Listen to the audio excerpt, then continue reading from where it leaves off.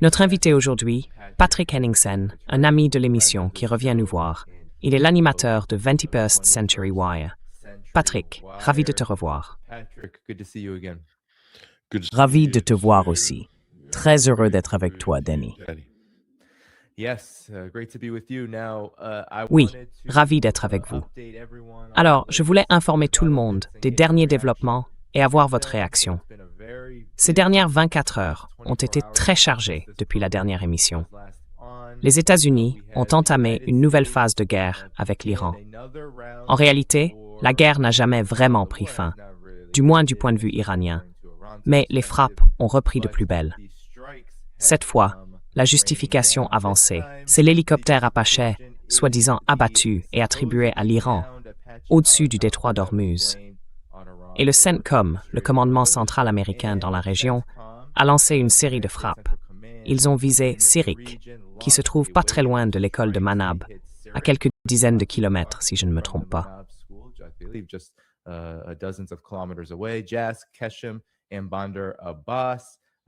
Jaz, Keshim et Bandar Abbas. L'Iran a bien riposté à Manab. Je crois que c'était à Sirik. Des réservoirs d'eau ont été touchés. Le Financial Times affirme que ces frappes ont privé 20 000 personnes d'eau et que l'Iran a dû prendre des mesures d'urgence. En réalité, c'est un crime de guerre d'une ampleur considérable. Trump a déclaré que dans l'ensemble, les États-Unis avaient mené environ 20 frappes, tandis que l'Iran affirme avoir visé au moins 21 sites dans la nuit en représailles. Et voici une partie de ce qu'ils ont déclaré. 21 cibles touchées dans toute la région, dont une base aérienne en Jordanie, la base d'Al-Azraq, que l'Iran dit avoir frappé avec succès, notamment un hangar pour F-35, ce que les États-Unis ont démenti.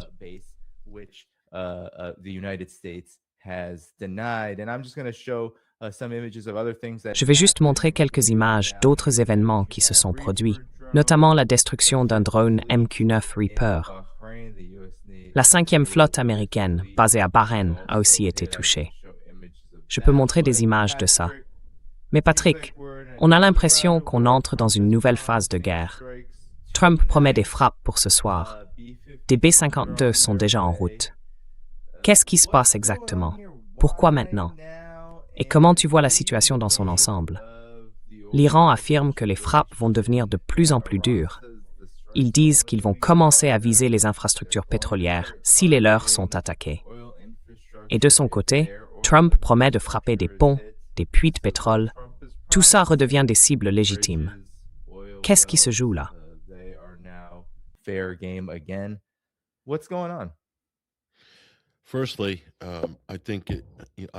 D'abord, je ne crois pas, ou plutôt je ne suis pas sûr, ni vraiment convaincu, de l'origine de cette affirmation selon laquelle l'Iran aurait abattu cet hélicoptère américain, un Black Hawk ou un Apache. Je ne suis pas convaincu. Je n'ai aucune confirmation claire venant des Iraniens. En général, ils sont assez prompts à montrer ce qu'ils ont abattu dans leur sorte de vitrine de trophées d'appareils américains qui ne cessent de s'agrandir jour après jour. Alors la question, c'est, est-ce qu'il s'agit d'un crash? Le ministre iranien des Affaires étrangères a dit que c'était un accident, que ce genre de choses arrive. Mais la première version donnée par CNN, c'était que cet hélicoptère Apache aurait été abattu par un drone iranien Shahed. Or, les drones Shahed ne volent pas très vite. J'ai même du mal à croire qu'ils puissent suivre un Apache. Donc c'est un peu étrange. Ça ne tient pas vraiment la route.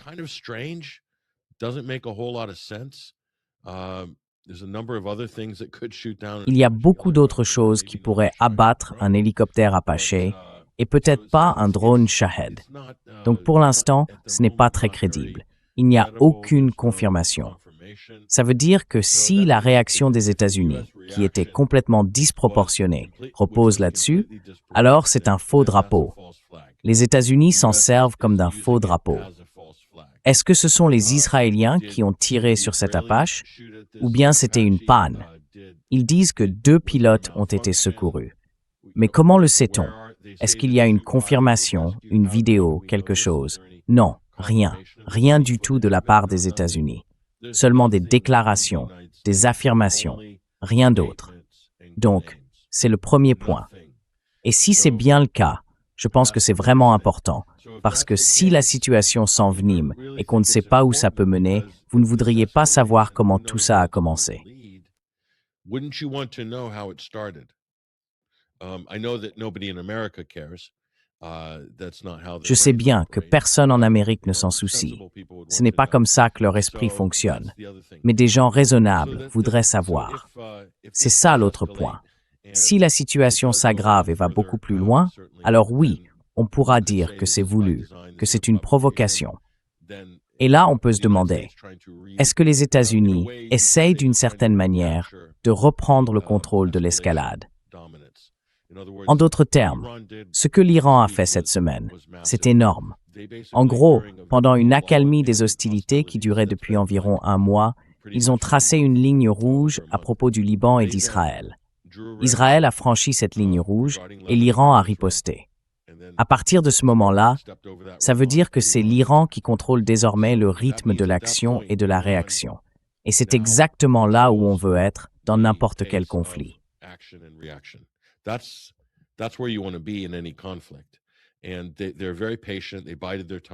Ils ont été très patients, ils ont attendu leur moment et ils ont saisi l'occasion. Ça veut dire que tout le monde doit maintenant s'adapter à leur rythme, y compris sur le plan diplomatique, pas seulement militaire. C'est donc un énorme avantage pour l'Iran. Moi, je vois ce faux drapeau comme une tentative des États-Unis, de manière très trompeuse et sournoise, comme on pouvait s'y attendre puisqu'on parle de l'Amérique, de reprendre le contrôle du rythme des événements. Certains appellent ça la domination dans l'escalade ou l'échelle de l'escalade, et ainsi de suite. Parce qu'on ne sait pas vraiment où tout ça peut mener avec l'Iran. Ils ont réussi, en gros, à inclure le Liban dans le paquet de négociations et à l'imposer. Donc la suite paraît assez évidente. Ils peuvent très bien faire entrer Gaza dans ce même cadre de négociation. Et j'ai l'impression que l'Iran a dit qu'il voulait le faire et qu'il est en train de le faire. Oui, là, c'est vraiment le tournant. Ça veut dire qu'on est maintenant dans une situation complètement différente dans la région. Et t'as vu, il y a beaucoup de querelles internes entre les responsables israéliens et aussi certains de ces commentateurs américains, un peu bruyants et sans grand talent, comme Mark Levin, qui sont littéralement en train de cracher le feu et de salir les États-Unis, juste parce qu'on a osé évoquer la possibilité de ne pas, je cite, « terminer le travail ». Les Israéliens, les responsables politiques, attaquent les États-Unis, disant que c'est totalement inacceptable, qu'ils n'écouteront pas l'Amérique, qu'ils doivent faire ce qui est dans leur intérêt et qu'il ne faut pas écouter Trump. Et pourtant, ce sont les mêmes qui, il y a à peine quelques semaines, érigeaient des statues dorées en l'honneur de Donald Trump.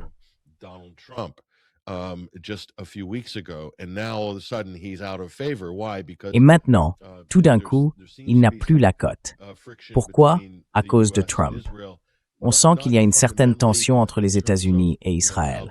Pas sur le fond, mais sur la manière dont la situation est gérée.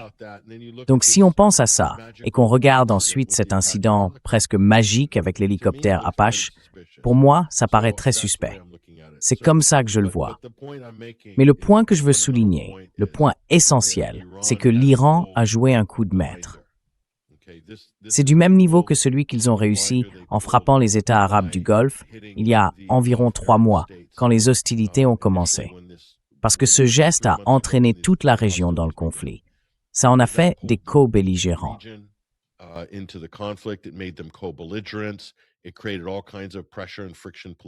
Cela a créé toutes sortes de pressions et de tensions politiques entre les alliés du Golfe, les États-Unis et Israël. Et puis, quand l'énergie a été restreinte, le conflit s'est mondialisé. La fermeture du détroit d'Ormuz a été en quelque sorte l'acte final de cette séquence. À partir de là, tout a changé. Cela a permis à l'Iran de peser bien au-delà de son poids réel sur le plan géopolitique. Dans cette dernière confrontation, ou avec la définition de la ligne rouge au Liban, l'Iran parvient encore à peser plus lourd qu'il ne devrait dans la région. Mais en réalité, ce n'est plus seulement ça. On peut dire que cela les a installés comme une véritable superpuissance régionale, au-dessus d'une puissance intermédiaire et presque au seuil d'une superpuissance mondiale, si l'on prend en compte les conséquences économiques et les ressources du Golfe Persique dans l'économie mondiale.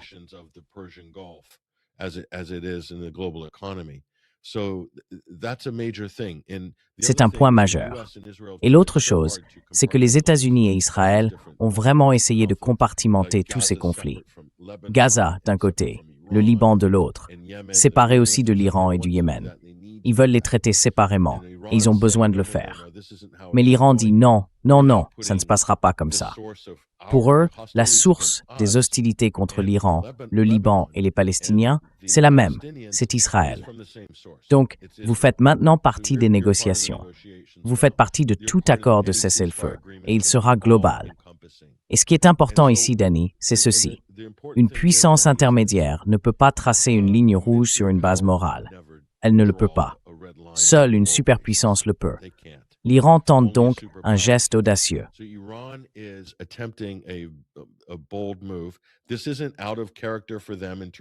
Ce n'est pas surprenant de leur part si on regarde leurs déclarations, leur constitution et les valeurs de la République islamique. Ils ont toujours défendu la cause palestinienne. Mais cette fois, ils la mettent réellement en pratique. Et ça, pour moi, c'est assez extraordinaire. On verra s'ils parviennent à garder cet avantage, disons, sur le plan militaire et diplomatique. Quand je dis diplomatique, je ne parle pas ici de vraie diplomatie. Dans ce sens-là, les déclarations du gouvernement iranien, du ministre des Affaires étrangères et de Ghalibaf montrent bien qu'ils poursuivent désormais leurs objectifs militaires en même temps que leurs objectifs politiques. En gros, ils sont passés en mode clausewitzien. L'action militaire devient une extension de la politique, mais par d'autres moyens.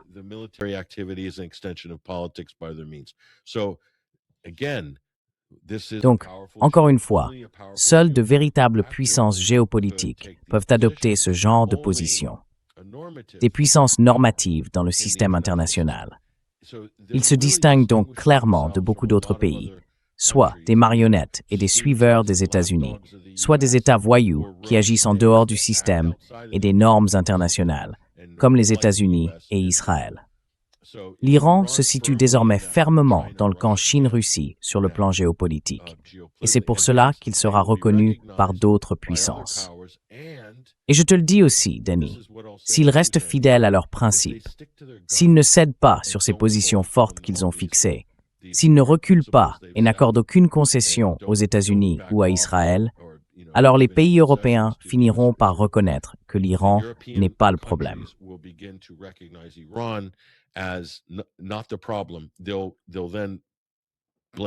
Ensuite, ils vont tout reprocher à Israël, le Liban, le Moyen-Orient et la guerre dans le Golfe Persique. Et les États-Unis, bien sûr, seront de toute façon accusés parce qu'ils ont lancé tout ça avec Israël. Mais de plus en plus, cette réticence à accuser Israël, parce que si on regarde par exemple simplement du côté de l'ONU, l'Allemagne, la France et ces gouvernements européens qui sifflotent à Bruxelles ont essayé aujourd'hui de faire passer un nouveau paquet de sanctions contre l'Iran au Conseil de sécurité. Et le représentant permanent de la Fédération de Russie, Nebenzia en gros avec la Chine, a dit non, vous n'allez pas faire ça. Il n'y a aucune base juridique. Oubliez, ça n'arrivera pas.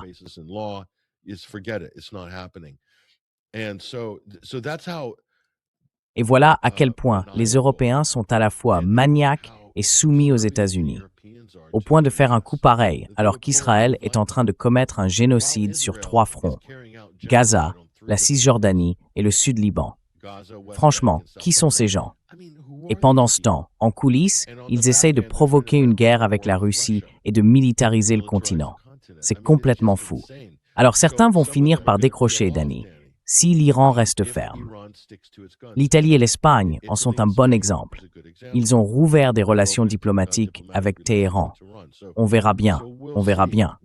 Parce que si l'Europe n'arrive pas à rester unie sur ce dossier, ça va poser de gros problèmes aux États-Unis, de gros problèmes à Israël et aussi à la Grande-Bretagne, à l'Allemagne et à la France.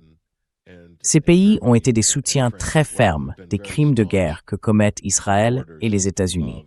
these war crimes that Israel and the U.S. are carrying out. Oui, je trouve que c'est une excellente leçon sur les énormes implications de cette escalade.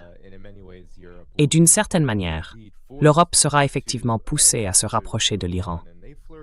Elle a déjà joué avec cette idée au fil des années, en grande partie à cause de sa dépendance énergétique et de cette obsession qu'elle a eue de se saborder elle-même à propos de la Russie. Détruire ses relations avec la Russie a évidemment des conséquences énormes. Mais il y a quelque chose que je voulais te faire écouter, Patrick. Alors qu'on se dirige peut-être vers une nouvelle série de frappes, et je vais y venir, Donald Trump et l'administration américaine disent qu'il y a une ambiance, disons, qui affaiblit le soutien à ce genre de prétexte dont tu parlais, autour de l'hélicoptère Apache. Je vais te passer un reportage de Fox News à ce sujet.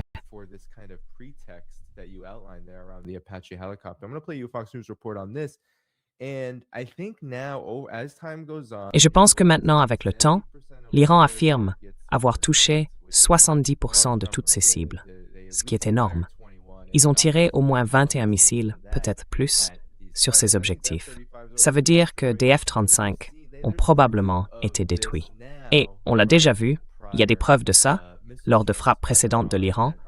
En général, qu'on aime ou pas l'Iran, ils disent la vérité. Et ensuite, les images satellites finissent par le confirmer. Mais voilà que Fox News parle de cet hélicoptère Apache. Et le discours qui s'installe, c'est que l'Iran continue de nous frapper en retour. Et ça devient presque, croyez-le ou non, une raison d'intensifier encore la guerre, ce qui paraît complètement contre-intuitif. Mais voici ce que Fox News en a dit.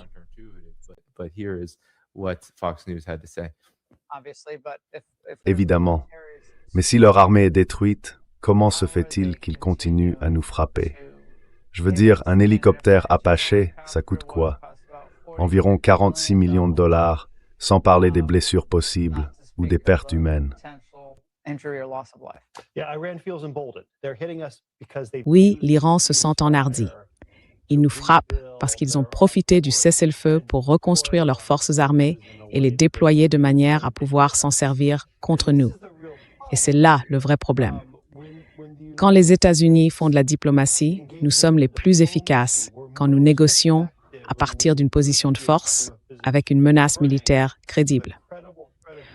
Or, ce que les Iraniens ont vu ces derniers mois, c'est, comme vous l'avez dit, de la patience. Et ils interprètent cette patience comme de la faiblesse.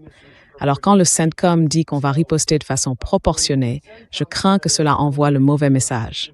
Ça ne dit pas « nous allons vous dominer et vous détruire ». Ça dit plutôt « on va répondre coup pour coup, petit à petit ».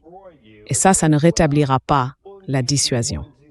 Ça ne rétablira pas non plus la supériorité dans l'escalade dont nous avons besoin pour mener cette guerre à une issue favorable.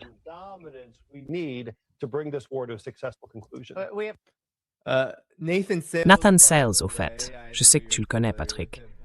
Enfin, c'est littéralement un vendeur pour l'armée. Sales, yeah. Oui, très bon nom. Il travaille pour l'Atlantic Council. Je ne sais même pas de quoi il est ambassadeur. Je ne sais pas ce que ça veut dire, en fait. Mais ce discours, à mon avis, reflète très bien la position actuelle du régime américain vis-à-vis de l'Iran. Et ça montre clairement qu'ils sont très inquiets du fait que l'Iran, en affirmant vouloir dominer l'escalade, reconnaît, en réalité, qu'il détient déjà cette domination. Et franchement, les gens ne sont pas obligés de croire que cette dernière série de frappes a touché des hangars de F-35 ou atteint ses cibles. Ils peuvent choisir de croire le CENTCOM. Mais la preuve, c'est dans les résultats. Les États-Unis ont déjà perdu près de 4 milliards de dollars rien qu'en avion depuis le début de cette guerre. C'est un chiffre énorme. Et je pense qu'il est clair que l'Iran peut très bien frapper un F-35 stationné. Donc à partir de là, la situation ne peut que s'aggraver. L'Iran affirme qu'il frappera à nouveau les infrastructures énergétiques si les États-Unis s'en prennent à ses installations pétrolières et gazières. Mais avant de parler des préparatifs de Trump pour une guerre plus large, quelle est votre réaction à ce commentaire de Nathan Sales?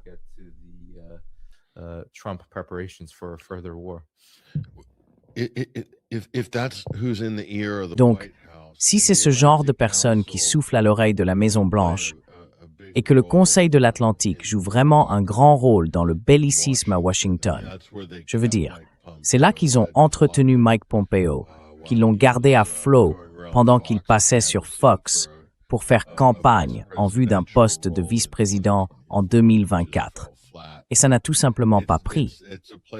Oui, c'est un endroit où des gens comme ça, des faucons de guerre, des opérateurs israéliens, peuvent être payés et continuer à faire avancer leur carrière, en attendant, tu vois, que Trump revienne au pouvoir ou peu importe. Mais quand il a dit ça, ça montre juste à quel point ces gens-là sont complètement déconnectés de la réalité.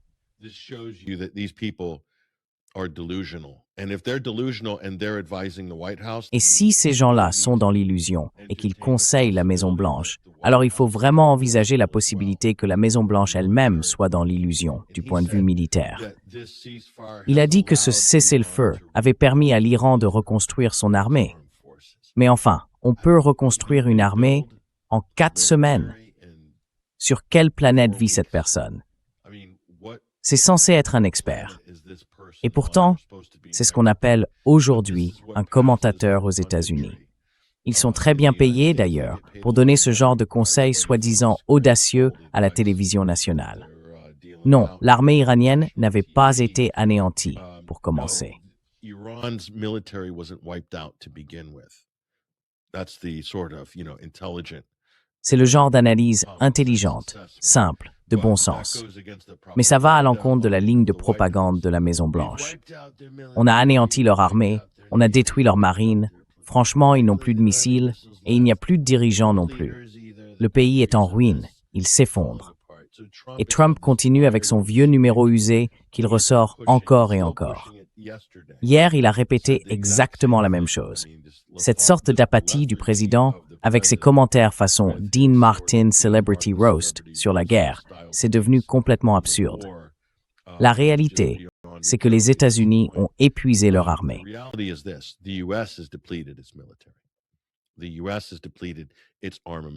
Les États-Unis ont épuisé leurs armements, leurs munitions, leur système de défense antimissiles, et c'est aussi le cas d'Israël. Les États-Unis ont dû puiser dans leur propre stock du front du Pacifique, les transférer ailleurs et même priver l'Ukraine pour renforcer à la fois Israël et eux-mêmes. Ils ont déplacé des ressources d'autres zones parce qu'il leur faudra des années pour reconstituer leurs réserves. C'est la réalité.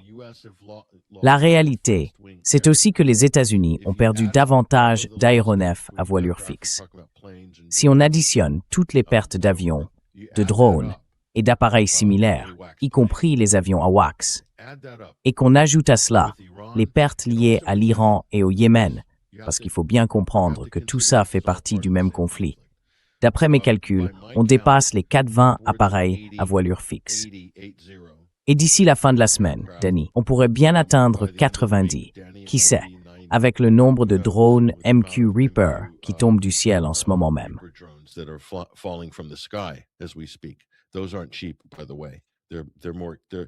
Au fait, ces appareils ne sont pas donnés.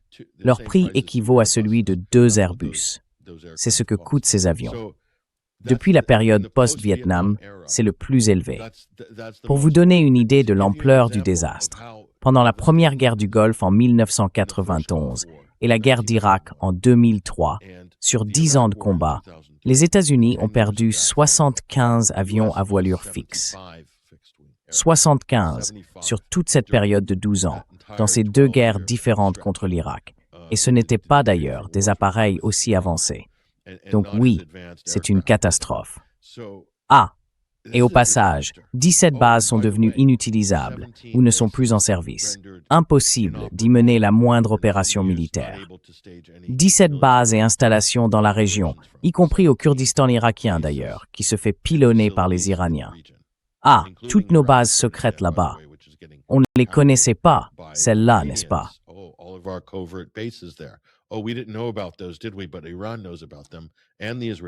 Mais l'Iran est au courant, tout comme des bases israéliennes.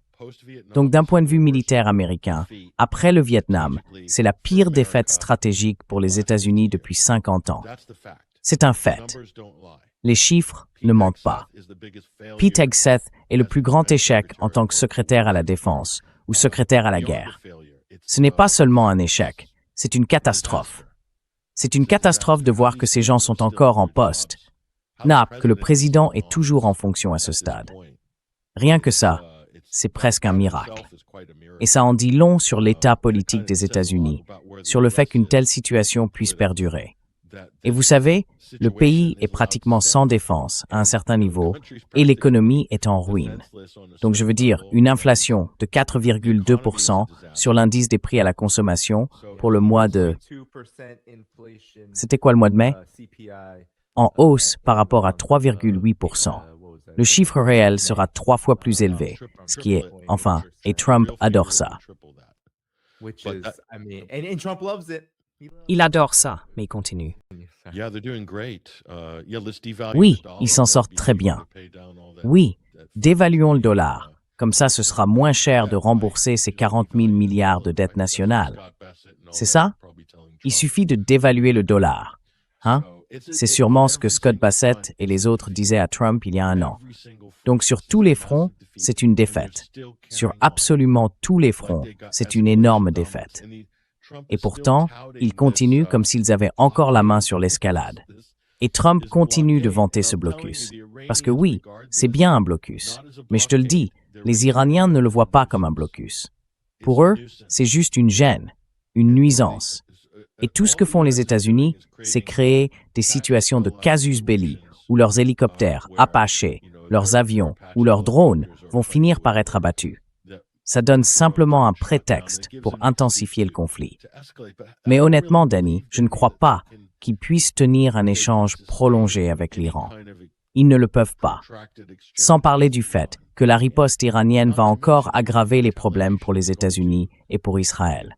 Franchement, c'est difficile de voir où tout ça va mener.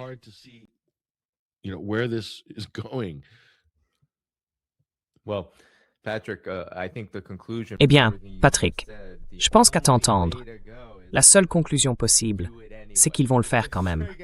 C'est exactement l'état d'esprit du régime américain, de l'administration Trump. Et bien sûr de ses soutiens israéliens, ses partenaires, ses alliés, peu importe comment on les appelle. C'est la direction qu'ils prennent. Mais comme tu l'as dit, à partir de là, ça ne peut qu'empirer. Ça ne va pas s'arranger. Et on avait déjà entendu avant que tout ça ne reprenne, que les États-Unis et Israël prévoyaient au maximum 2 semaines supplémentaires de frappes continues, parce qu'ils ne peuvent pas tenir plus longtemps que ça. Donc quoi qu'il arrive, ces limites sont bien réelles, et elles vont se manifester sur le terrain, sur le champ de bataille. Et bien sûr, aussi sur le champ de bataille économique.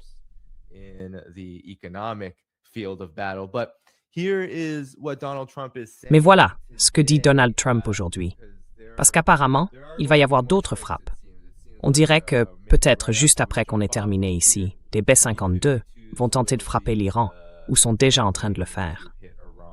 Ce matin, sur Truth Social, il a déclaré que l'armée iranienne était dans un désordre total et complet.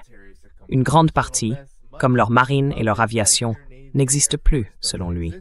Ils ont été complètement vaincus. Tout n'est que parole, sans aucune action. Le tyran du Moyen-Orient est mort, dit Trump. Ils ont mis trop de temps à négocier un accord qui aurait été excellent pour eux. Maintenant, ils vont devoir en payer le prix. Et aujourd'hui, les médias lui ont demandé de préciser ses propos, alors qu'il semblait signer un décret dans son fauteuil du bureau ovale. Voici la réponse de Donald Trump à cette question. Quand on arrivera à un accord, et je veux être sûr de bien vous citer, vous avez dit que maintenant, ils devront en payer le prix. Qu'est-ce que vous vouliez dire par là, exactement?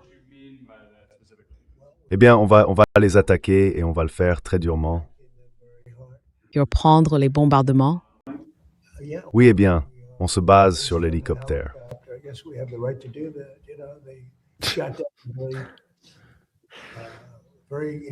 C'est vraiment incroyable. En fait, une machine incroyable.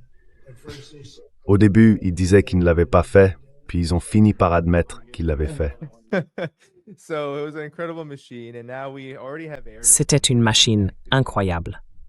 Et maintenant, on apprend déjà que les défenses aériennes sont activées dans la ville de Qom, alors que selon Mint Press, des bombardiers B-2 se dirigent vers la région. On le voit sur le radar de vol.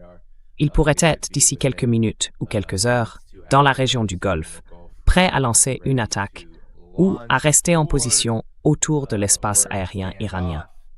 Alors Patrick, voilà la situation. Qu'il le fasse quand même.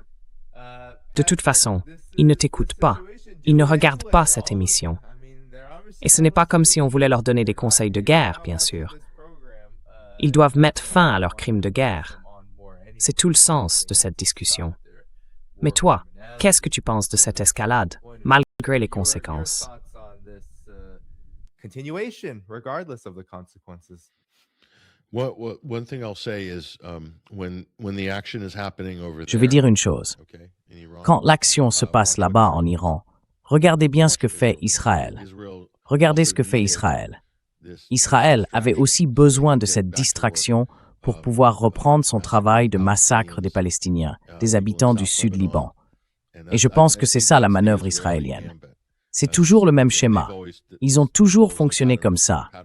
Ils ont toujours tiré profit d'un autre conflit ou d'un déplacement de l'attention mondiale, médiatique, ailleurs. Et s'il y a des représailles, des missiles qui frappent Israël, ils vont continuer à jouer la carte de la sympathie à l'échelle mondiale. Alors qu'en réalité, Israël a clairement ils ont violé le cessez-le-feu avec le Hezbollah 15 000 fois. Voilà. Well, they violated the ceasefire with Hezbollah 15,000 times. Okay. And it's only until recently that Hezbollah Et ce n'est que très récemment que le Hezbollah a réagi. Et maintenant, ils appellent ça. Vous savez ce qui est intéressant avec Israël, c'est le commandement nord, ce qu'ils appellent le front intérieur, le commandement du front intérieur. Ils viennent d'annoncer, dans les territoires du Nord, en Galilée, qu'ils vont rouvrir les écoles. Ils veulent que les enfants retournent en classe aujourd'hui, oui, et ils précisent qu'ils seront proches des abris anti-bombes. Alors, comment faut-il comprendre ça? Alors que les hostilités atteignent à nouveau un niveau record, ce n'est pas vraiment le genre d'annonce qu'on ferait. À moins d'être prêt à quoi? À utiliser ces enfants comme boucliers humains, ou pire encore, à les sacrifier pour obtenir une forme de sympathie, si on peut ensuite diffuser ces images d'enfants israéliens morts dans les médias du monde entier.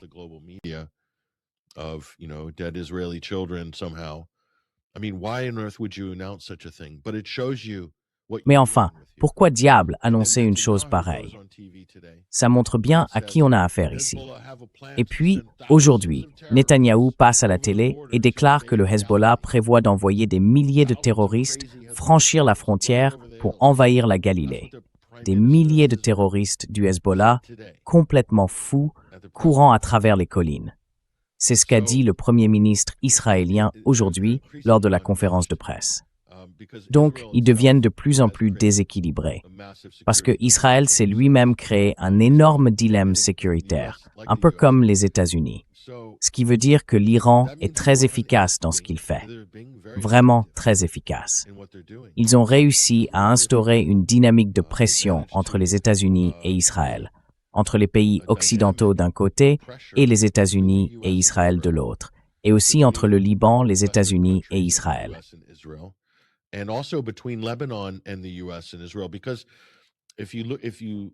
Parce que si on regarde le président Joseph Aoun, le président libanais qui est chrétien, on voit bien comment leur système politique est organisé. Il est basé sur des postes confessionnels et communautaires. Le président, le premier ministre et le président du Parlement représentent chacun une communauté différente. Le président du Parlement est chiite, le premier ministre, Nawaf Salam, est sunnite et Joseph Aoun est donc le président. Il y a quelques jours, il a donné une interview à CNN où il est vraiment sorti à l'offensive. Il a clairement pris à partie le Hezbollah en accusant le Hezbollah et l'Iran d'être responsables de tout ce qui ne va pas au Liban. Pas un mot de condamnation contre Israël. Au contraire, il veut entretenir de bonnes relations avec Israël. Et donc, il y a eu un fort retour de bâton après ça, à la fois au Liban même, et je pense aussi à l'échelle internationale, à cause de ses déclarations.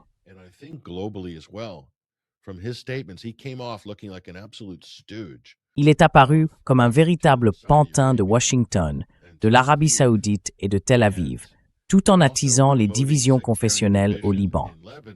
En fait, il a lui-même beaucoup contribué à pousser le pays vers une guerre civile. En gros, il exécutait les ordres de Tom Barak, parce que c'est ce que les États-Unis et Israël veulent voir.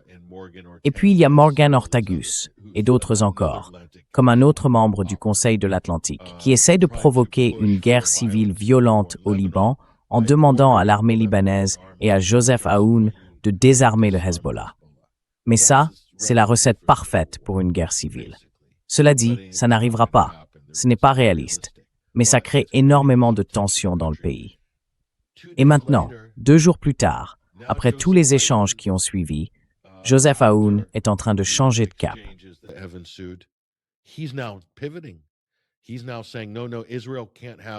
Il dit maintenant, non, Israël ne peut pas avoir une sécurité totale. La guerre ne peut pas être la réponse, Israël. Ce que ça montre, Danny, c'est que la pression exercée par la stratégie et le comportement généraux de l'Iran a créé encore plus de pression.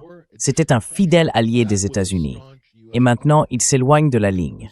Pourquoi? À cause de l'Iran. Ce n'est pas à cause du Hezbollah. Le Hezbollah, lui, a été constant depuis le début. C'est un facteur connu. Il résiste à l'agression et à l'occupation israélienne.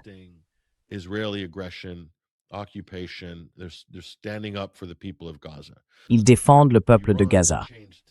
Mais l'Iran a complètement changé la donne avec ce qu'il vient de faire. Et ça, c'est un vrai tournant. Beaucoup d'analystes géopolitiques et de commentateurs qu'on entend souvent dans les podcasts aiment parler de stratégie militaire, comme si tout allait se régler sur le champ de bataille, avec des tactiques. Mais non, c'est pas vrai. C'est important, bien sûr, mais la politique compte aussi. Parce que la politique peut changer le cours du jeu tout entier. C'est comme ça que la politique et les résultats politiques ont transformé, ont créé. Un bon exemple, c'est l'Ukraine. Il y a eu énormément de manœuvres politiques qui ont conduit à la guerre civile, puis à cet affrontement massif entre l'OTAN et maintenant la Russie, avec l'Ukraine comme terrain intermédiaire.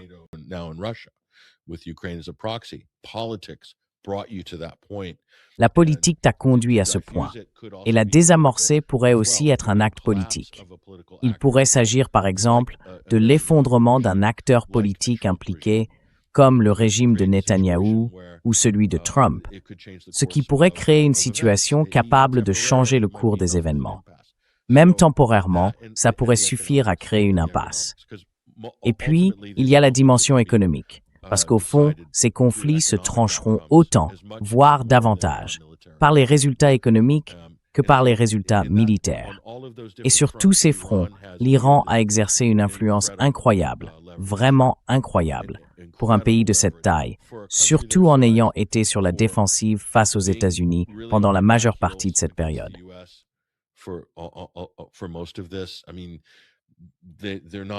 Je veux dire, ils ne sont pas au niveau des États-Unis en termes de puissance militaire et de capacité, et ils en ont beaucoup souffert. Mais ils ont un vaste territoire et beaucoup d'autres atouts, et ils en tirent le maximum, y compris sur le plan diplomatique. Face à un pays comme les États-Unis, il n'y a pas vraiment de dimension diplomatique dans ce que fait Washington dans cette administration.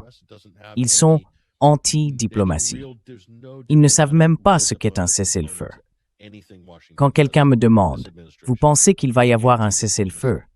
Je réponds « D'abord, est-ce que quelqu'un à la Maison-Blanche comprend seulement ce que ça veut dire?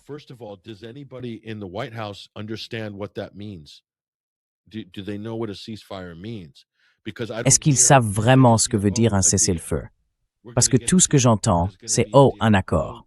On va avoir un accord. Il va y avoir un accord. Oh, ils veulent un accord. On veut un accord. Il y a un accord juste au coin de la rue. » Mais c'est quoi un accord? Comment on définit un accord? Un accord, ce n'est pas un cessez-le-feu. Un accord, ce n'est pas un traité. Non, ce n'est pas ça. Et donc, c'est un peu comme si Trump était l'équivalent d'extrême droite fasciste de Pol Pot. En gros, il arrive et il dit « Tout ce qui s'est passé avant moi ne compte pas. C'est le début. C'est l'année zéro. L'année zéro. Et ça va être une magnifique année zéro. Tellement belle. Tellement belle. » Et donc pour lui, tout ce qui relève des relations internationales, de la diplomatie, des précédents historiques, tout ça, ça n'a aucune importance.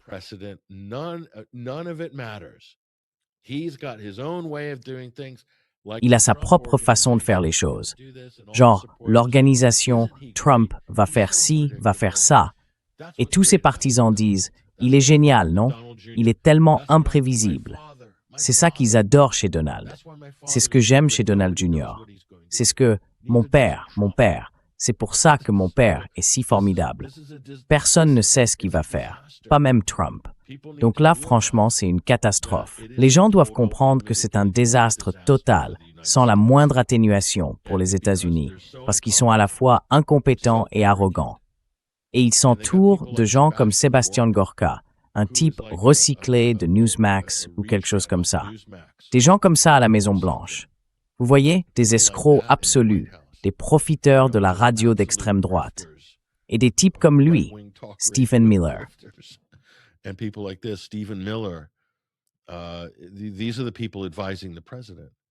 Voilà les gens qui conseillent le président. Ce sont juste des incompétents complètement déconnectés de la réalité. Et c'est une catastrophe militaire sans précédent pour les États-Unis. C'est pour ça qu'ils peinent à gérer l'escalade, parce qu'ils ont très peu d'options.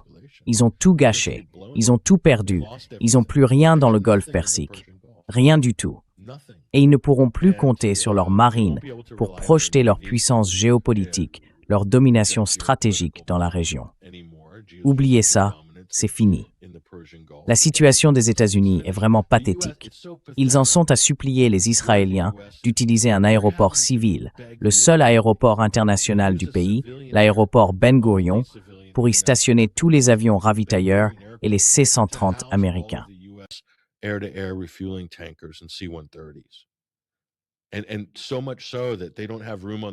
À tel point qu'il n'y a même plus de place sur le tarmac pour les avions de ligne. Ils doivent annuler des centaines de vols à destination et en provenance de Tel Aviv. C'est pathétique. Mais c'est tout ce qu'il reste aux États-Unis. Est-ce que les gens se rendent compte à quel point c'est mauvais pour l'Amérique? Politiquement, c'est un désastre intérieur pour Trump. Il a une corde au cou à l'approche des élections de mi-mandat et elle se resserre. C'est pour ça qu'on voit autant d'hésitation, de panique, on le voit visiblement contrarié. Il pique des crises, de vraies petites crises, pendant ses interviews avec les médias. Du genre, c'est bon, j'en ai assez, je m'en vais. Il se fait malmener par des intervieweuses et il ne le supporte pas. Qu'est-ce que tu veux dire? J'ai dit plus de guerre, Patrick. Qu'est-ce que vous voulez dire? Je n'ai jamais dit ça. J'ai dit que l'Iran est très dangereux. C'est juste ridicule. Ce président n'est pas sérieux. Il improvise. Il invente au fur et à mesure. En réalité, ils ne savent pas vraiment ce qu'ils font. Ils n'ont aucune stratégie, à part dire qu'il faut soutenir Israël. Voilà, c'est ça, leur stratégie nationale. Je pourrais réécrire la doctrine de sécurité nationale, moi. Je ferai la prochaine. Je vous ferai économiser beaucoup d'argent. Je ferai celle de novembre pour 2026. Et elle dira simplement, il faut soutenir notre meilleur ami et allié, Israël. Voilà, un rapport d'une page. Je l'enverrai par la poste. Terminé. Pas besoin de groupe de travail, parce que c'est tout ce qu'il y a dans la vision et la stratégie des États-Unis. Tu vois, Danny, si tu prends un peu de recul, regarde le Moyen-Orient, regarde tout. De Diego Garcia jusqu'à la base aérienne d'Incirlik, en passant par Chypre, l'Europe, l'Allemagne.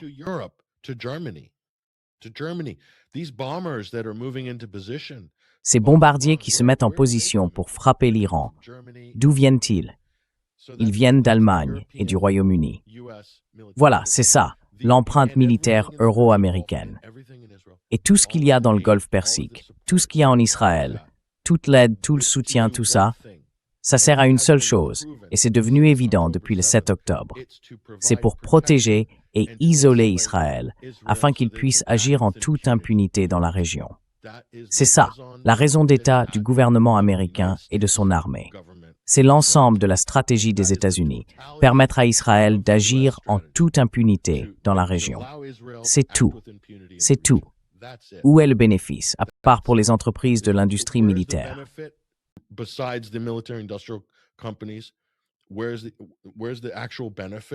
Où est le véritable intérêt pour les États-Unis, traditionnellement en termes d'intérêt national? Non. Mais lui, il en tire profit en spéculant à la baisse sur le pétrole et en jouant sur le S&P 500. Ils en tirent leurs bénéfices. Voilà ce qu'ils appellent l'intérêt national. Trump et son cercle rapproché qui s'enrichissent grâce à toutes ces bêtises qu'il publie toutes les 12 heures sur son propre site, pas à travers des positions officielles du département d'État ou TNU ou quoi que ce soit d'autre. C'est une blague. Ce n'est pas un gouvernement sérieux à Washington. Ils ont ruiné l'économie. Ils sont en train de plomber l'économie mondiale. Ils entraînent les États-Unis dans le mur, économiquement, politiquement et militairement. C'est sidérant, franchement.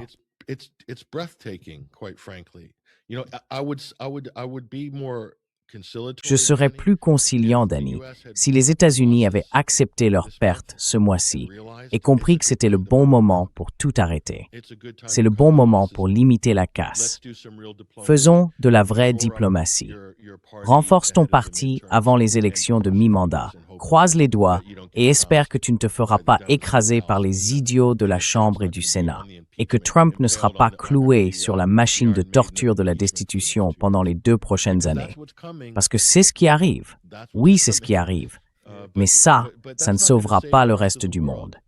C'est bien ça le problème. On a déjà intégré cette catastrophe sur le plan économique. Et franchement, le voir hésiter comme ça, c'est tellement pathétique, ce vieux gâteux.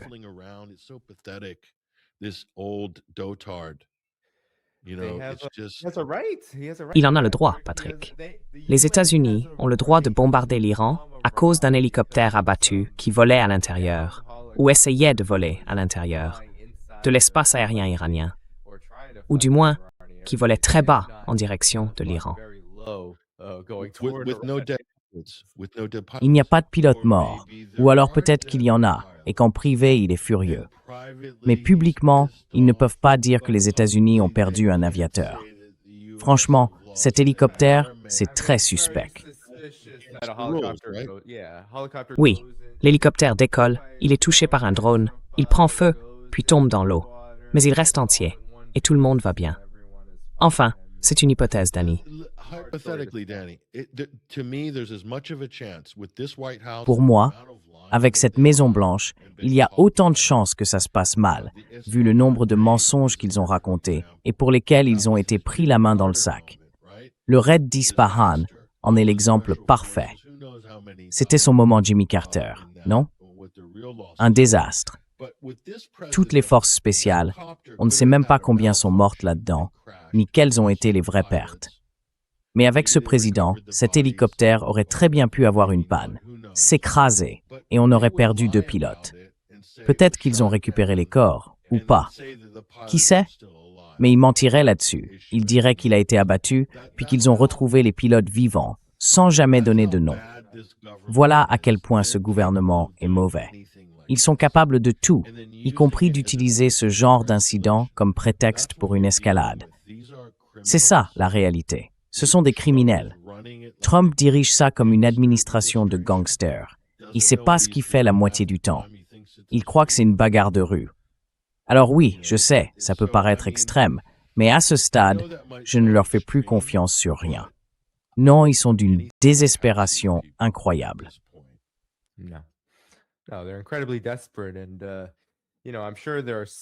Et vous savez, je suis sûr qu'il y en a certains. C'est toujours amusant de voir les éléments soi-disant plus éclairés, ou qui se prétendent tels, de l'élite qui gravite autour de Trump. Certains font semblant de s'y opposer, d'autres sont peut-être carrément avec lui. Mais ils ne disent rien, ils ne s'opposent à rien. Et je pense que certains d'entre eux croient vraiment, ce qui est assez ironique, et vous en avez parlé aussi, à certains de ses objectifs. Ils croient que s'ils donnent à Israël le maximum de pouvoir, ils pourront ainsi bloquer toutes les possibilités pour la Chine, la Russie et l'Iran de se développer, de s'intégrer et de renforcer leurs liens dans la région. Israël devient alors un soi-disant allié, un soi-disant partenaire. A so-called ally, a so-called partner, some people call it a proxy, but it becomes one. Certains appellent ça un intermédiaire, mais en réalité, ça devient bien plus que ça, avec un effet de levier incroyable, parce que vous venez d'en faire l'un de vos objectifs géopolitiques les plus importants. Alors même l'alliance, elle ne dit rien. Et pourtant, elle vient de là, de ceux qui croient à ces absurdités. Ils pensent que ça pourrait être vrai, donc ils suivent le mouvement, tout simplement. Et puis il y a eu, vous avez dit que Trump, un jour sur deux, publie quelque chose. Eh bien, il l'a encore fait aujourd'hui.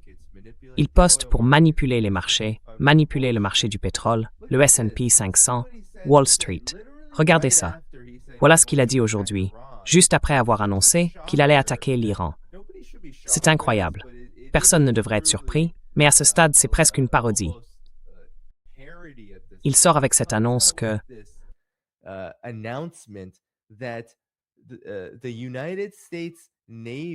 la marine américaine, l'armée, a mené une mission secrète pour escorter des pétroliers et d'autres navires commerciaux à travers le détroit d'Ormuz. Elle a annoncé que cette opération avait permis à plus de 100 millions de barils de pétrole de passer par le détroit.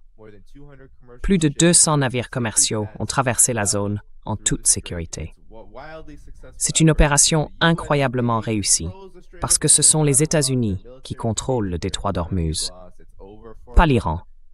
Leur armée est vaincue, leur économie est à terre, c'en est fini pour l'Iran. Merci de votre attention sur ce sujet. C'est presque une coïncidence, non, Patrick? Que cette opération, à la fois totalement secrète et maintenant rendue publique, ait soudainement inondé le marché de pétrole, juste au moment où il annonce qu'il s'apprête à bombarder l'Iran.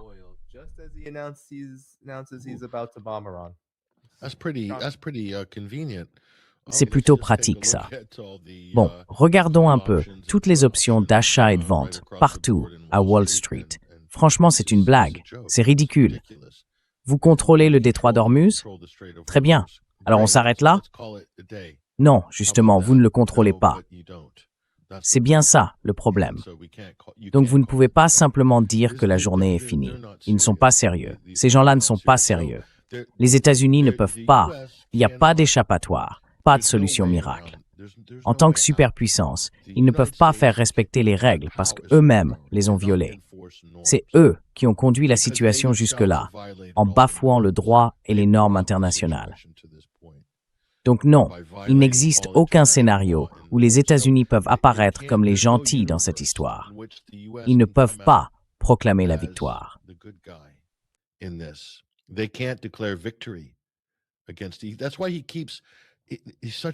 C'est pour ça qu'il continue.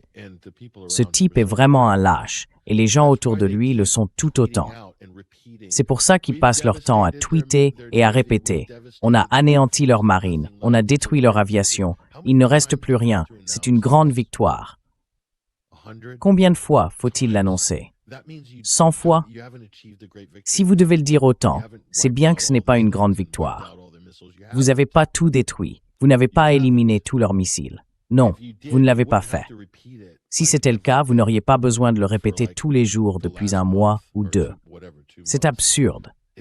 Ça veut dire que les États-Unis, en tant que superpuissance, n'ont en réalité aucun vrai levier. Et ils n'arrivent pas à rallier d'autres alliés à leur cause. Ils ont essayé, souvenez-vous, avec les Britanniques, les Français. Ils en envoient des frégates pour soutenir une opération. Qu'est-ce qui s'est passé avec ça? Je croyais qu'ils devaient tout envoyer, leur grand... Enfin oui, ils étaient censés tout envoyer.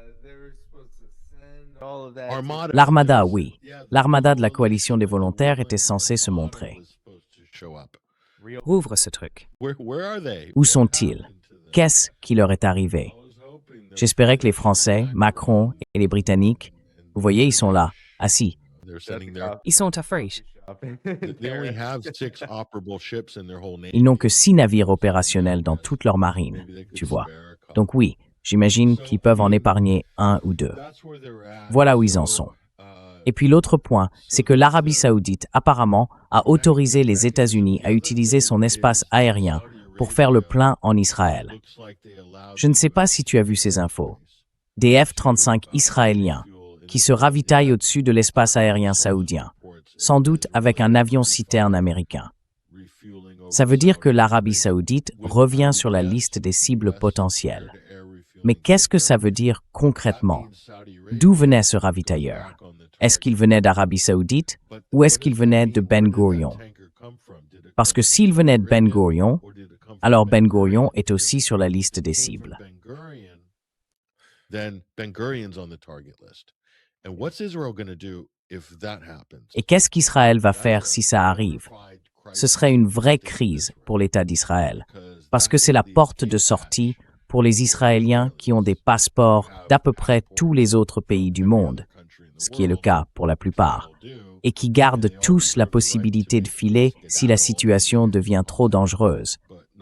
Mais pas si l'aéroport Ben Gurion est complètement rasé, parce que ça pourrait arriver. C'est un risque énorme. Franchement, si vous conseillez ces gens-là, vous vous demandez, est-ce qu'ils savent vraiment ce qu'ils font? Est-ce que c'est bien raisonnable de rallumer cette escalade d'un côté comme de l'autre? Quelle est leur solution de repli? J'imagine qu'Israël a quand même une certaine profondeur stratégique. Ils ont la base de la RAF à Krotiri, à Chypre. They've got RAF Akrotiri in Cyprus. Maybe, I don't know, if they move quick, maybe they can build Peut-être, je sais pas, s'ils se bougent vite, ils pourront peut-être construire une base aérienne sur l'île de Sazan, en Albanie, si Kushner s'y met rapidement. Une autre position de repli pour Israël. Ils ont tellement de profondeur stratégique. Enfin, ils font pas la taille du New Jersey. C'est énorme. Je suis sûr qu'ils peuvent gérer tout ça. Une guerre sur 5 fronts. Génial. Ouais. Et les Yéménites ont annoncé qu'il n'y aurait plus de commerce par la mer Rouge. Pas pour eux, et bientôt plus pour personne. Où est Pete Hegseth? Tu vas aller punir les Ansar Allah, les Houthis maintenant? Avec quoi au juste? Souviens-toi comment ça s'est passé. Ils avaient un groupe aéronaval américain dans la mer Rouge. Et qu'est-ce qu'ils ont fait? Je crois que c'était l'USS Gerald Ford, si je ne me trompe pas. Ils ont fait demi-tour et sont partis.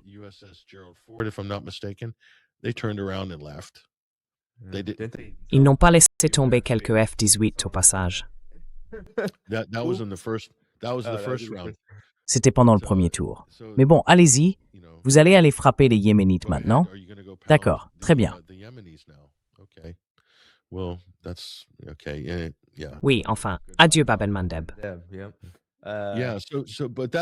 Oui, mais c'est intéressant, Danny, parce que l'axe de la résistance et les alliés de l'Iran peuvent maintenant se coordonner dans le nord d'Israël. Et si on regarde le calendrier et la manœuvre stratégique du Yémen, c'est quelque chose qu'ils ne faisaient pas avant. Il n'y avait pas vraiment de coordination claire. Mais maintenant, le Hezbollah et l'Iran sont synchronisés sur le nord d'Israël et le sud du Liban. Pour Israël, c'est extrêmement difficile à gérer. Et par extension, pour les États-Unis aussi. Si on ajoute le facteur yéménite, c'est encore pire. La seule chose que je trouve vraiment problématique dans tout ça, c'est que l'Irak a permis à Israël d'utiliser son espace aérien. Et je pense qu'ils tiennent l'Irak complètement coincé, littéralement coincé avec des millions de barils à cause de leur banque à New York qui détiennent tous les dollars du fonds souverain irakien. Et ça, c'est un vrai problème.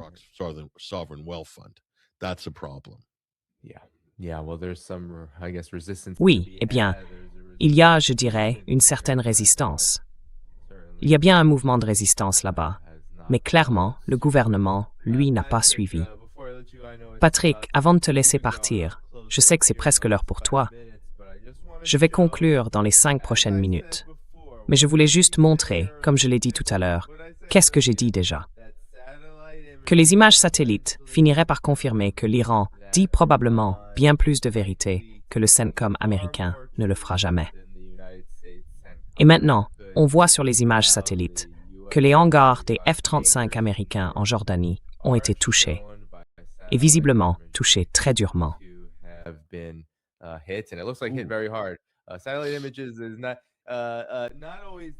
Les images satellites ne sont pas toujours faciles à interpréter, mais là on dirait vraiment un énorme cratère à l'endroit où se trouvaient les hangars. Alors je ne sais pas combien d'F-35 étaient là-dedans ou stationnés là, mais ça n'a pas l'air bon du tout. Et puis, la base aérienne de Ramat David, d'après les images satellites, la base israélienne de Ramat David, a elle aussi été très durement touchée. Celle-ci est un peu plus difficile à distinguer, mais c'est confirmé par une capture d'écran des images du satellite Copernicus Sentinel-2. Donc non, c'est pas une bonne idée. Oups, pardon. Pas une bonne idée, Patrick. Tu disais, est-ce que c'est une bonne idée de continuer?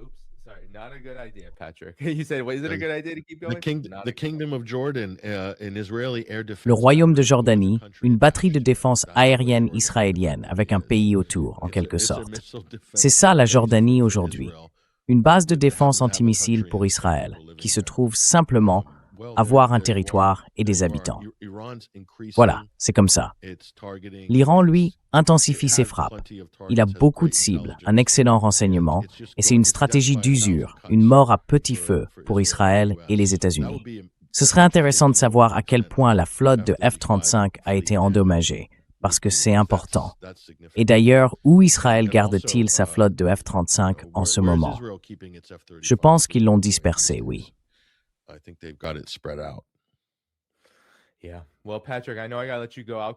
Bon, Patrick, je sais que je dois te laisser. Je vais conclure les 5 dernières minutes ici, parce que je sais que tu as un autre rendez-vous. Merci beaucoup d'être venu. Après l'émission, je dirai à tout le monde qu'ils peuvent s'abonner, suivre et soutenir ton Substack et 21st Century Wire. Patrick, on se reparle très bientôt. Patrick, I'll talk to you again soon. Merci, Danny. Je te souhaite le meilleur. Prends soin de toi. On se revoit bientôt. D'accord? Très bien, tout le monde. Il nous reste encore quelques minutes, alors je vais faire quelques annonces et partager quelques remarques finales. D'accord. Je voudrais vous parler des raisons d'espérer. En ce moment, je travaille sur un texte qui explique pourquoi il y a malgré tout des raisons d'espérer dans la situation géopolitique actuelle et plus largement dans la situation mondiale. Et je veux dire ceci à ce sujet.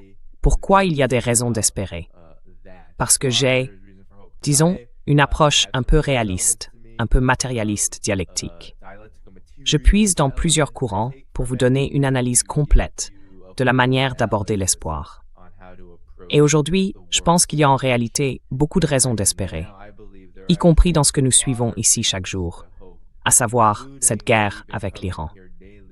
Alors oui, Israël est en train de commettre un génocide sur plusieurs fronts, et les États-Unis, eux, semblent incapables de s'arrêter, parce que leur système repose, depuis le départ, sur les fondations d'une guerre sans fin.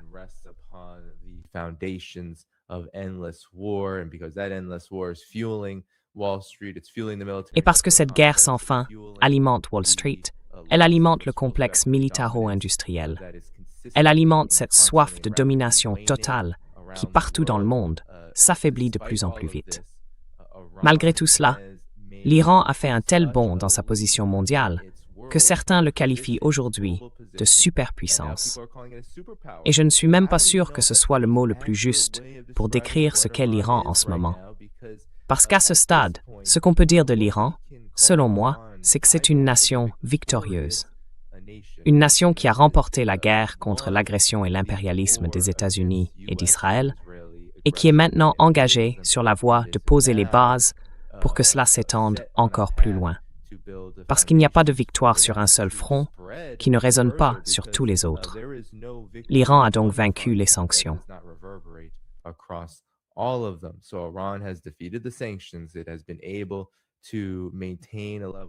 Ils ont réussi à maintenir un niveau de développement économique qui leur permet de poursuivre leur production militaire, tout en assurant à leur population civile, au minimum, un mode de vie supportable, où les besoins essentiels sont couverts. Et aujourd'hui, ils ont atteint un tel niveau de progrès qu'ils peuvent se mesurer directement aux États-Unis. En gros, je pense que cela pourrait devenir une guerre, où les États-Unis et Israël ne lâchent rien, mais où l'Iran, lui, ne s'effondre pas. Et ça, c'est un vrai problème, parce que rien n'est neutre. Rien ne reste figé.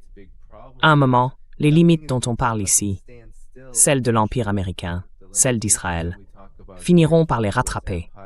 Et elles les obligeront soit à faire des concessions, soit à arrêter leur comportement, ce que je ne pense pas qu'ils soient capables de faire. Ou alors, ils devront affronter des conséquences énormes.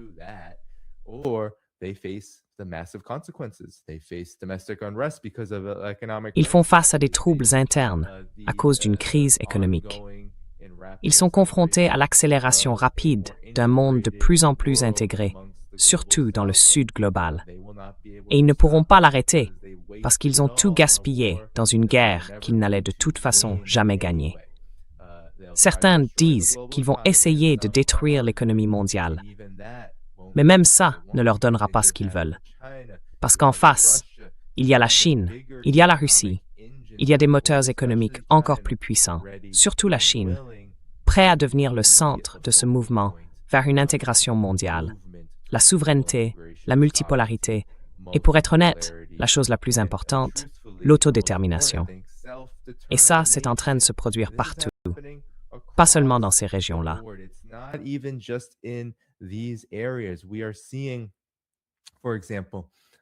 On voit, par exemple, partout dans le monde, de la RPDC au Zimbabwe, les États-Unis tenter de détruire toute alternative à leur domination.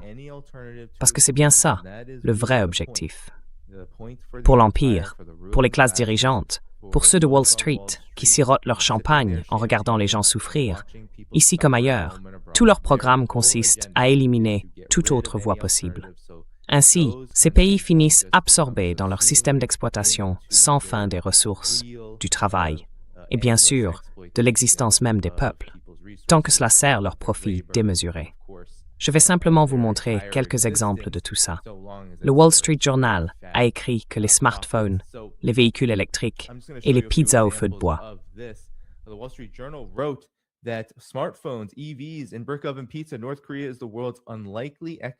La Corée du Nord est, contre toute attente, l'une des histoires de croissance économique les plus étonnantes du monde. Le titre de l'article, c'était « L'histoire de réussite économique la plus surprenante au monde, c'est la Corée du Nord ». L'article est d'ailleurs très verrouillé derrière un mur payant. Et, en ce moment, il est devenu beaucoup plus difficile de contourner ce genre de paywall. Mais il y a une statistique essentielle qu'ils mettent en avant. La RPDC, la Corée du Nord, un pays soumis à des sanctions économiques extrêmement strictes, imposées par les États-Unis sous un soi-disant mandat de l'ONU. Malgré tout ça, ils ont réussi à construire plus de logements neufs que Los Angeles et Chicago réunis. La personne expliquait qu'on y voit un essor des véhicules électriques, un boom technologique dans la téléphonie mobile, la possibilité de scanner des codes QR, d'utiliser des applications de covoiturage, et que tout cela, ils le développent eux-mêmes avec l'aide de la Chine.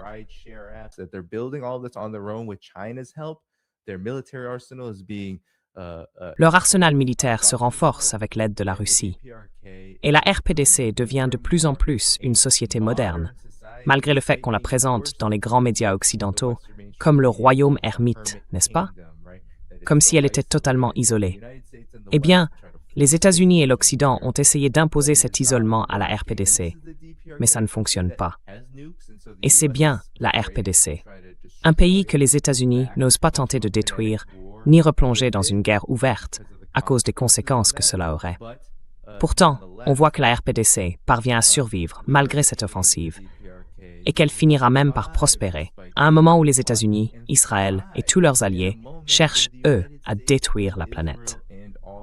Le Zimbabwe, c'est ce que dit The Economist.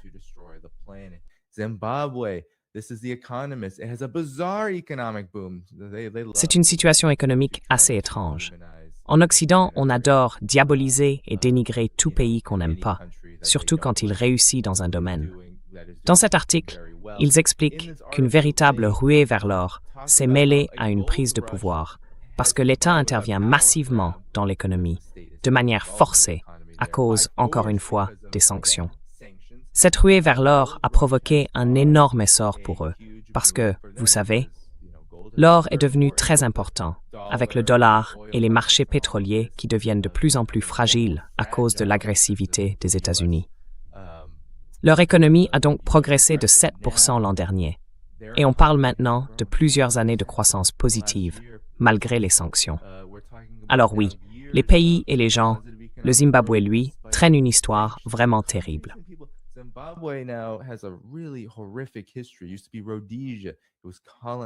Avant, c'était la Rhodésie. C'était une colonie. Le pays était appauvri. Quand ils ont obtenu leur libération du Royaume-Uni, qu'est-ce qui s'est passé? Eh bien, les Britanniques se sont moqués d'eux et se sont fâchés contre les États-Unis à propos de la réforme agraire. Ils n'ont pas aimé que les gens du Zimbabwe, le ZANU-PF, le parti au pouvoir, essayent de redistribuer les terres à ceux à qui on les avait prises des générations plus tôt. Et cela de manière pacifique, je précise. Mais ça a conduit à un vaste régime de sanctions et à la diabolisation de ce gouvernement, dans le but de le renverser en le poussant à la faillite économique. Ça n'a pas marché. Et aujourd'hui, on voit que ce pays a réussi à résister, sur un continent qui reste encore profondément enlisé et terrorisé par la dette financière imposée par les États-Unis et l'Occident.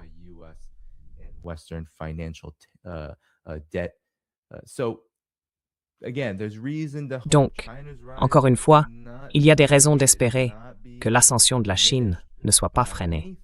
Rien, pour l'instant, de ce que font les États-Unis ne la ralentit. La Russie, elle, ne montre aucun signe de faiblesse, même si elle doit mener ce qui ressemble de plus en plus à une longue guerre contre des forces soutenues par l'OTAN, voire contre l'OTAN elle-même. Elle continue à avancer vers une stratégie militaire moderne et plus largement vers une puissance moderne à part entière, en menant la charge pour la dédollarisation. L'Iran en a déjà parlé, et maintenant le reste du monde va devoir s'adapter à cette nouvelle réalité. Et je pense qu'il y a des raisons d'espérer, justement parce que l'Iran, ce qu'on voit du côté des États-Unis, c'est une forme de désespoir. Les États-Unis avec Trump, allant jusqu'à manipuler les marchés pour donner l'illusion d'une stabilité, alors que les gens souffrent.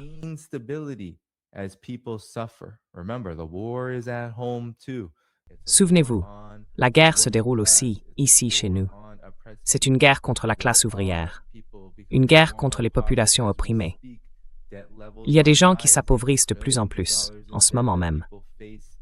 Les niveaux d'endettement explosent. Des milliers de milliards de dollars de dettes que les gens accumulent avec les prêts automobiles, les crédits immobiliers, les cartes de crédit. Et ça continue encore et encore. Tout ça va finir par éclater. Et le fait est qu'à tout moment, les États-Unis peuvent, vous savez, mobiliser leurs forces de police pour réprimer les troubles, même les manifestations pacifiques, et renforcer encore la surveillance. La Coupe du Monde arrive aux États-Unis, et ça va être un vrai chaos, parce que le régime sécuritaire ici n'est pas différent de celui qu'on impose aux populations à l'étranger.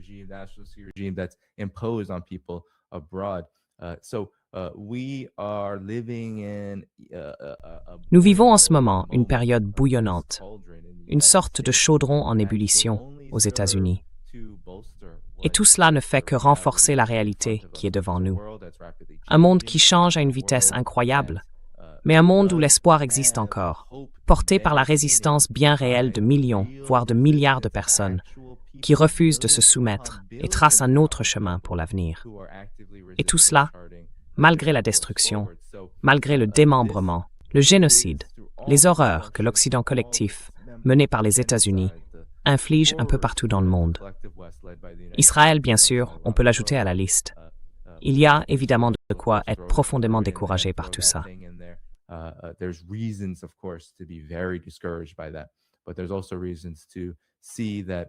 Mais il faut aussi se rappeler que dans l'histoire, c'est souvent comme ça avec les empires depuis des siècles.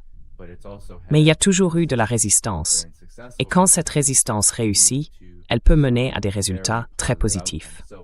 Donc, gardez tout ça en tête. Bon, les amis, vous regardez le match des Knicks ce soir? Si vous regardez ça pendant que les États-Unis bombardent l'Iran et que l'Iran riposte, je serai de retour demain, d'accord? Demain, je reviendrai à 10h, non, pardon, à midi, heure de la côte Est, avec Larry Johnson et le colonel Lawrence Wilkerson. On passera en revue tout le chaos de la nuit, parce que, comme d'habitude, ce qui se passe, c'est que l'administration Trump, enfin l'armée américaine, mène ses frappes pendant la nuit, et ensuite l'Iran réplique, à cause du décalage horaire et tout ça. Bref, avec tout ça, je veux remercier tous ceux qui ont envoyé des super chats. Et je veux savoir ce qu'un hélicoptère d'attaque faisait dans le détroit. On peut supposer qu'il s'apprêtait à attaquer.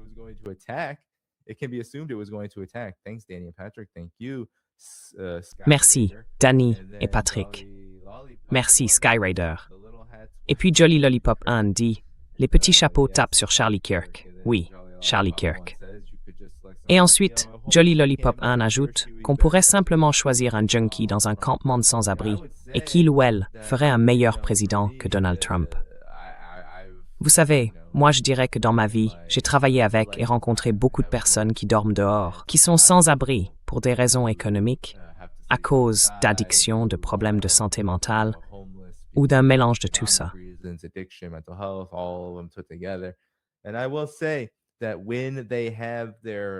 Et je dirais que quand ils retrouvent une certaine stabilité, quand ils arrivent à fonctionner, d'une manière que, franchement, eux et le reste d'entre nous, ou du moins ceux d'entre nous qui ont encore un peu d'humanité, aimeraient voir, oui, je dirais qu'ils s'en sortent bien mieux.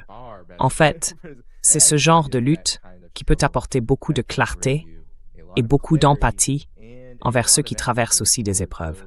Et c'est exactement ce dont on a besoin aux États-Unis, parce qu'on en manque cruellement. Et à Washington, on n'en a tout simplement pas. Dans les couloirs du pouvoir, c'est l'inverse total.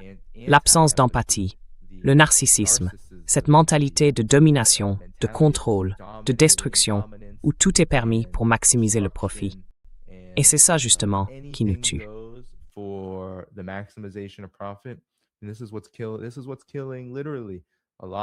C'est ça qui est littéralement en train de détruire une grande partie de la planète, vous voyez.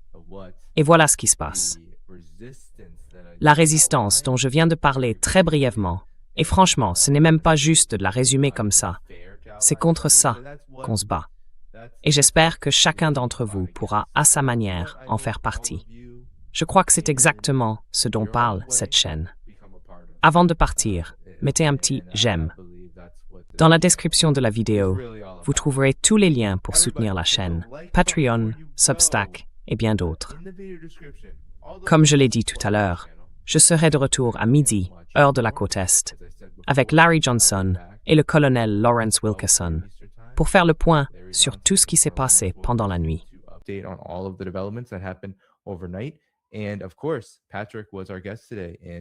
Et bien sûr, Patrick était notre invité aujourd'hui. Et comme toujours, il a été exceptionnel. Alors soutenez-le sur Substack et sur YouTube.